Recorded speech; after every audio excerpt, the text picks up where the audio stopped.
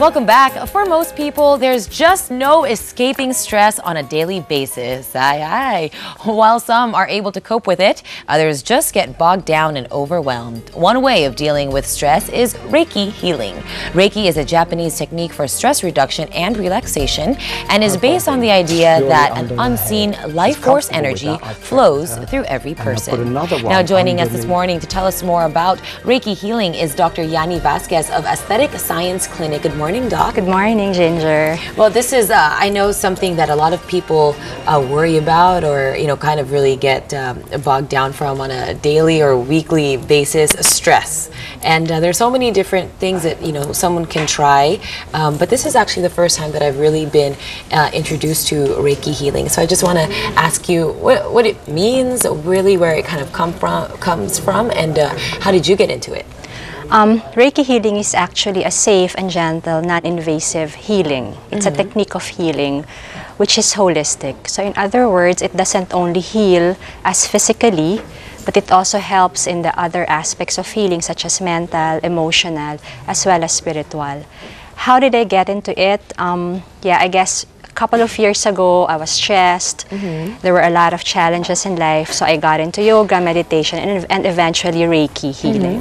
Now, how does Reiki healing differ from yoga, meditation, from what does it really mean to kind of submit yourself and try Reiki healing? As I've said, Reiki is a way of energy healing. Okay. So it comes from two words, Rei and Ki. Rei means the spirit, universal life, or God for us, depending on what culture or tradition you follow or you believe in.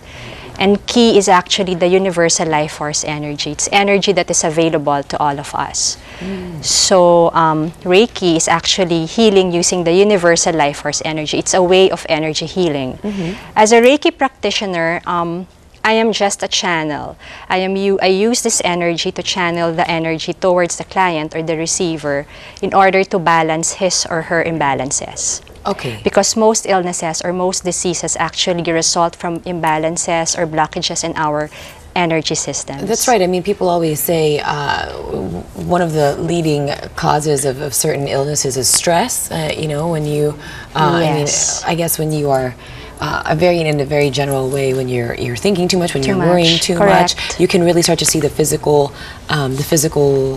damage, I guess, that ends up resulting in too much stress.